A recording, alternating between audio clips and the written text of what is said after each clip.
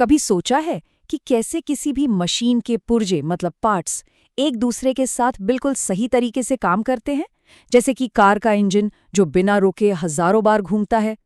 इसका जो राज है वो छिपा है मैकेनिकल प्रिसिजन में। आज हम इसी अनदेखी दुनिया की परतों को खोलने वाले हैं। आज की हमारी चर्चा में हम परफेक्ट फिट की तलाश से शुरू करेंगे। फिर हम सटीकता की खास भाषा को समझेंगे, देखेंगे कि पार्ट्स को शेप कैसे दिया जाता है और माइक्रोन तक कैसे मापा जाता है। फिर एक बहुत ही छोटे लक्ष्य को साधेंगे और आखिर में एक स्मूथ फिनिश के राज जानेंगे। तो चलिए शुरू करते हैं। सोचिए, एक चाबी जो ताले में मक्खन की तरह घूमती है, या एक गियर जो शाफ्ट पर एकदम कसकर बैठता है। ये रोजमर्रा की चीजें एक बहुत बड़ी इंजीनियरिंग चुनौती का नतीजा है, जिसे कहते हैं परफेक्ट फिट। अगर साइज में एक बाल बराबर भी फर्क आ जाए तो सब कुछ बेकार हो सकता है। तो सवाल ये है कि इंजीनियर्स ये कमाल करते कैसे हैं? ये सिर्फ धातु को काटने का खेल नहीं है। इसका असली राज है सटीकता को समझना, उसे मापना और उस पर कंट्रोल हासिल करना। देखिए, इस सटीकता को पाने के लिए इंजीनियर्स की अपनी एक खास भाषा होती है। ये कुछ ऐसे नियम और माप हैं जो पक्का करते हैं कि जापान में बना एक पार्ट अमेरिका में बने दूसरे पार्ट में बिल्कुल सही बैठेगा। आइए इस भाषा के कुछ बेसिक शब्द सीखते हैं। इंजीनियरिंग में सबसे जरूरी शब्दों में से एक है टॉलरेंस। असल में कोई भी पार्ट एकदम परफेक्ट साइज का नहीं बन सकता। तो टॉलरेंस का मतलब गलती नहीं है, बल्कि ये एक सोची समझी छूट है, एक रेंज जिसके अंदर पार्ट को सही काम करना होता है। इसको ऐसे समझिए, बेसिक साइज वो टारगेट है जिस पर निशाना लगाना है, एक्चुअल साइज वो जगह है जहां निशाना असल में लगा, और लिमिट्स ऑफ साइज टारगेट के बाहरी सर्कल हैं। जब तक निशाना उन सर्कल्स के अंदर है तब तक सब ठीक है। अब जब दो पार्ट्स को एक साथ जोड़ा जाता है तो उनकी अपनी अपनी टॉलरेंस आपस में मिलती है। इसी रिश्ते को फिट कहते हैं। क्या वो आसानी से एक दूसरे के अंदर फिसलेंगे या उन्हें जोर लगाकर फिट करना होगा, ये सब कुछ फिट पर ही निर्भर करता है। फिट्स के 3 मुख्य प्रकार होते हैं। पहला है क्लियरेंस फिट। सोचिए, एक पहिया अपनी धुरी पर आराम से घूम रहा है, वहां एक गैप है। दूसरा है इंटरफेरेंस फिट, जैसे साइकिल के हैंडल को उसके फ्रेम में ठोक कर फिट किया जाता है, वो एक हो जाते हैं। और तीसरा है ट्रांजिशन फिट, जो इन दोनों के बीच में है।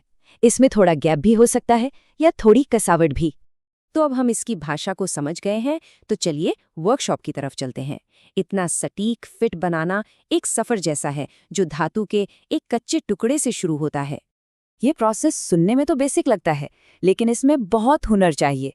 मार्किंग से एक तरह का रोड मैप तैयार होता है, हैक्सॉइंग से बड़े और फालतू हिस्से को हटाया जाता है, और फाइलिंग वो आखिरी और सबसे नाजुक काम है जिसमें धीरे धीरे घिसकर परफेक्ट साइज पाया जाता है। इंजीनियरिंग का एक सुनहरा नियम है, आप वो चीज नहीं बना सकते जिसे आप माप नहीं सकते। और अपने लक्ष्य तक पहुंचने के लिए हमें ऐसे औजार चाहिए जो अनदेखी चीजों को भी देख सकें। हम यहाँ पर उन दूरियों की बात कर रहे हैं जो हमारे बाल की मोटाई से भी कई गुना कम है। इसे नंगी आंखों से देखना नामुमकिन है। इसके लिए हमें खास टूल की जरूरत पड़ती है, और वो खास टूल है वर्नियर माइक्रोमीटर। इसके सीधे साधे डिजाइन के पीछे एक बहुत ही पावरफुल मैकेनिज्म है। जैसे ही आप थिम्बल को घुमाते हैं, स्पिंडल बहुत ही छोटे छोटे कदमों में आगे बढ़ता है, और बैरल पर बने स्केल से आप उस छोटी सी मूवमेंट को पढ़ सकते हैं। 0.0001 मिलीमीटर, इसे एक माइक्रोन भी कहते हैं। ये हमारे खून के एक रेड ब्लड सेल के साइज का लगभग 10वां हिस्सा है। सोचिए, इस लेवल की सटीकता के साथ इंजीनियर्स लगभग कुछ भी बना सकते हैं। तो चलिए अब सब कुछ एक साथ जोड़ते हैं। हमने थ्योरी समझ ली और हमारे पास टूल भी है।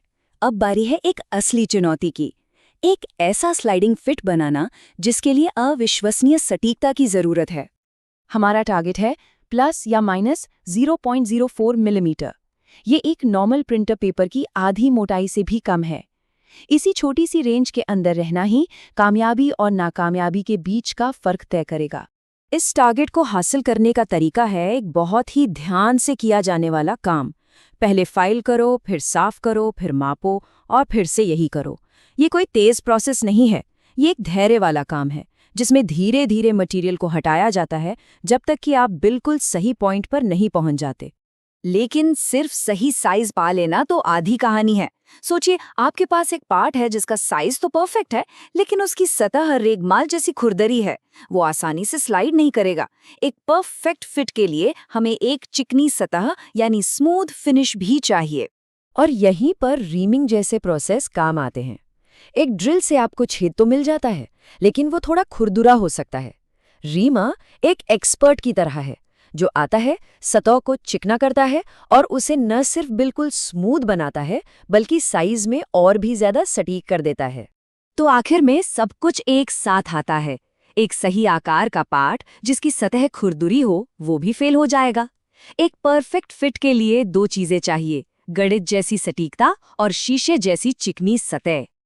अभी तक हम माइक्रोन और फाइलिंग की दुनिया में थे, लेकिन चलिए अब थोड़ा जूम आउट करते हैं और पूछते हैं, इन सब का आखिर मतलब क्या है? ये इतना जरूरी क्यों है? इसका जवाब एक बहुत ही पावरफुल शब्द में है, इंटरचेंजेबिलिटी। इसका मतलब है कि एक फैक्ट्री में बना कोई भी बोल्ट किसी दूसरी फैक्ट्री में बने किसी भी नट में फिट हो जाएगा, कहीं भी, कभी भी।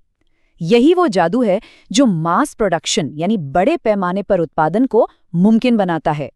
किसी कार के इंजन के पिस्टन से लेकर हमारे स्मार्टफोन के अंदर के छोटे छोटे कनेक्टर्स तक, हमारी पूरी मॉडर्न दुनिया इन्हीं उसूलों पर बनी है।